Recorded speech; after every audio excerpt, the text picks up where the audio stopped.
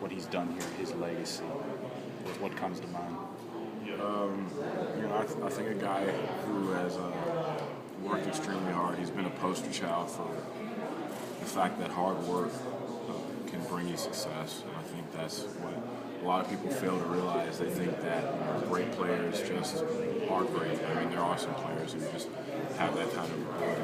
Aaron worked his way to being great, and that's some of the stuff that the public doesn't get to see. That kind of work and that leadership. I think that's the legacy that he's going to leave within this locker room and the team. Chris, how are you feeling health-wise this week? I'm all right. I'm not I wouldn't say I'm at 100 yet.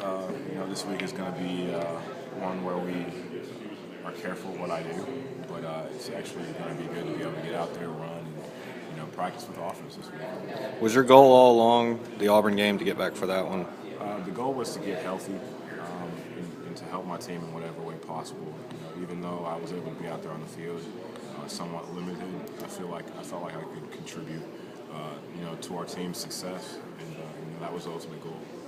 Were you on the very last play when Aaron got hit at Auburn? Were you coming open on that? You said you were.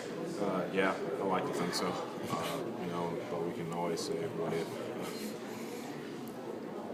As far as another senior goes, Brandon Harton's a guy who had a big game against Kentucky 2 years ago, but he's kind of been overshadowed. You guys have got a lot of good running backs this year. What does he still show you every day out there? He's an extremely hard worker, and that's the reason that he was able to shine in that game where he played against Kentucky. He's been a guy who's had to wait his turn, who's had to sit behind some really talented guys, but has shown that he's going to work with that kind of work ethic regardless, and that he's going to be ready when his number's called. And he's been a really unselfish team player. What does he really show you off the field, I guess, outside of that whole work ethic thing? What's he like? Quiet.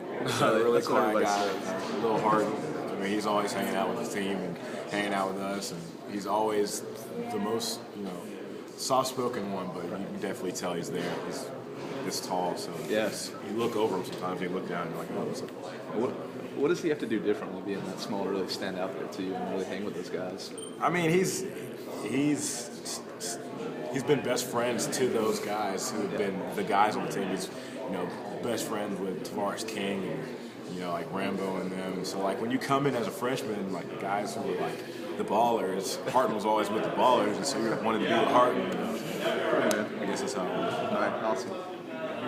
Chris, how do you, rationalize this season with everything you guys have been through? And, it seems like most guys, and especially in your position, have at least been banged up at least some this year. And I think this is a huge character-building year for us. Adversity builds character, hope. And I think that this has been a huge year of adversity for not only the players but the coaches and the fan base. And, it's really shown us what's really within us. Shown that we can produce that grit to still have success and to overcome adversity and to get up each day and go to work with your goal in mind. So it's been a rough year. I think that we've grown from it, and I think that the seniors are grateful for it. They're grateful for the lessons that they've learned and the lessons that they've taught the younger guys.